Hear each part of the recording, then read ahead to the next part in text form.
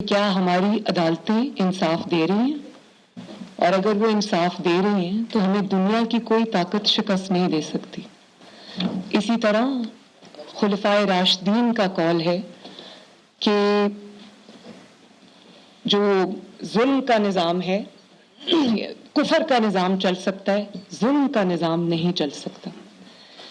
میں جب آج پریس کانفرنس کے لیے، کیونکہ جماعت کی طرف سے میری ذمہ داری تھی پریس کانفرنس کے لیے، تو میں آج جب پریس کانفرنس کے لیے آ رہی تھی تو مجھے بہت سارے میرے ہمدردوں نے یہ کہا کہ آپ کا جو اسلام آباد ہائی کورٹ میں جو پاناما کی اپیل ہے وہ سنی جا رہی ہے اور وہ فائنل سٹیجز میں ہے، تو آپ یہ پریس کانفرنس نہ کریں، کیونکہ اس کا جو افیکٹ ہے یا امپیکٹ ہے وہ آپ کی اپیل پر آئے گا اور آپ کو شاید وہ ڈسکوالیفائی کر دیں۔ تو میں نے یہ جواب دیا کہ جو عوام کے نمائندے ہوتے ہیں ان کو اپنے سے بڑھ کر سوچنا پڑتا ہے، قوم کا سوچنا پڑتا ہے، اور قوم کے لیے کچھ حقائق ایسے ہیں جو آج مجھے قوم کے سامنے رکھنے ہیں۔ میں 75 سالہ تاریخ میں نہیں جانا چاہتی، وہ بھی انہی چیزوں سے عبارت ہے، لیکن اگر پچھلے چند سال کے 2016 سے آپ شروع ہو جائیں اور آج تک کے واقعات آپ دیکھ لیں، عدالتی فیصلے آپ دیکھ لیں، تو رونگٹے کھڑے کرنے والی ایک داستان انسان کے سامنے آتی۔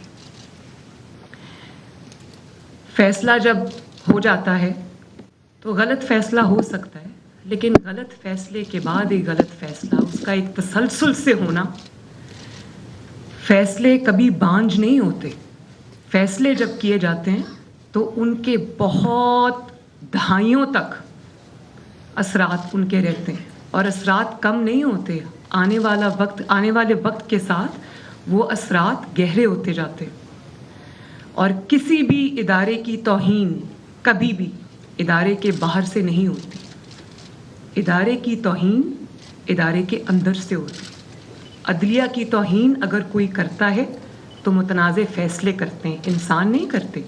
میں ابھی پورا ایسے لکھ کے دے سکتی ہوں، پورا مقدمہ لکھ کے دے سکتی ہوں عدلیہ کی تعریف میں، لیکن ایک غلط فیصلہ اس سارے مقدمے کو اڑا کے رکھ دے گا۔ اور اسی طرح اگر آپ ٹھیک فیصلہ کرتے ہیں، انصاف پر مبنی فیصلہ کرتے ہیں، تو اس فیصلے کے اوپر جتنی بھی تنقید کی جائے وہ تنقید کوئی معنی نہیں رکھتی۔ جو حقائق آج میں قوم کے سامنے رکھنے چاہتی ہوں وہ ابھی ریسنٹ ڈیز میں، ابھی چند دنوں پہلے جو فیصلے ہوئے، اس نے میرے دل میں، دماغ میں، میری یادداشت، وہ سب چیزیں جو ہیں وہ واپس آ گئیں۔ میں ان کو مختصراً کوشش کروں گی، لیکن کیونکہ وہ ناانصافیوں کی فہرست اتنی طویل ہے کہ مولانا صاحب مجھے تھوڑا سا اگر وقت عنایت فرما دیں۔ پچھلے دنوں آپ نے دیکھا کہ حمزہ شہباز شریف صاحب کا الیکشن ہوا، وہ جیت گئے۔ تحریک انصاف سپریم کورٹ کی رجسٹری میں درخواست لے کر گئی، دیواریں پھلاندیں سپریم کورٹ کی لاہور رجسٹری کی، اور قوم نے دیکھا کہ چھٹی کے دن رات کو رجسٹری کھلی، رجسٹرار گھر سے بھاگا آیا، اس نے کہا جی پٹیشن کدھر ہے؟ تو تحریک انصاف کے لوگوں نے کہا کہ پٹیشن تو ابھی تیار نہیں ہوئی۔ تو پٹیشن، اس نے کہا ہم یہاں بیٹھے ہیں، آپ پٹیشن تیار کریں۔ یہ کبھی کسی مقدمے میں ہوا؟ لوگوں کی پٹیشنز جاتی ہیں انصاف کے لیے، وہ پٹیشنز لگتی ہی نہیں، انتظار میں کئی ہفتے مہینے گزر جاتے ہیں۔ اب میں اس کی تفصیل میں جاؤں گی تو وہ ایک بہت لمبی لسٹ ہے۔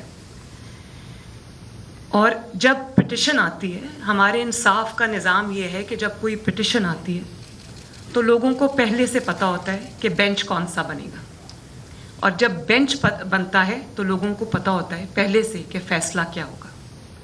یہ ہے اس وقت ہمارے ملک میں انصاف کی حقیقت۔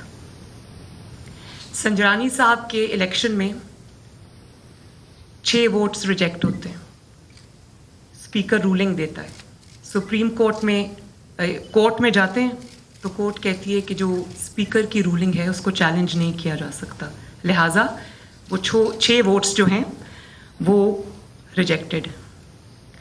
اب آپ آ جائیں پنجاب اسمبلی کی طرف، وہاں پر اسپیکر نے رولنگ دی کہ چودھری شجاعت حسین صاحب جو پارٹی کے سربراہ ہیں، ان کی مرضی کے خلاف جنہوں نے ووٹ دیے ہیں وہ کاؤنٹ نہیں ہوں گے۔ تو سپریم کورٹ نے ان کو بلا کر کٹہرے میں کھڑا کیا، حالانکہ وہ بھی ڈیپٹی اسپیکر کی رولنگ تھی، اس کو کھڑا کیا۔ قاسم سوری صاحب کو کیوں نہیں بلایا گیا سپریم کورٹ میں، جبکہ سپریم کورٹ نے کہا کہ آئین ٹوٹا ہے؟ کیوں ان کو نہیں بلایا گیا؟ اور وہیں سے اگر آغاز کر لیں تو قاسم سوری صاحب نے کا اوپن اینڈ شٹ کیس ہے، ان کے جعلی ووٹ ثابت ہوئے ہوئے، اور 2.5 سال سے سپریم کورٹ سے ان کو سٹے ملا ہوا ہے۔ اور پرائم منسٹر پریزیڈنٹ صاحب بھی انوالو تھے، قاسم سوری صاحب بھی انوالو تھے، کسی کورٹ نے ان کو نہیں بلایا۔ پرائم منسٹر کو تو شہباز شریف صاحب جب سے پرائم منسٹر بنے اکثر کورٹ میں دیکھے جاتے ہیں، اس کی تفصیل میں بعد میں آتی ہوں۔ پھر 25 ارکان کو کہا کہ ڈی سیٹ ہو گئے۔ ڈی سیٹ اس صورت میں کہ اگر پارٹی ہیڈ یہ درخواست دے کہ انہوں نے پارٹی ہیڈ کی منشا کے خلاف ووٹ دیا، لہٰذا ان کو ڈی سیٹ کیا جائے۔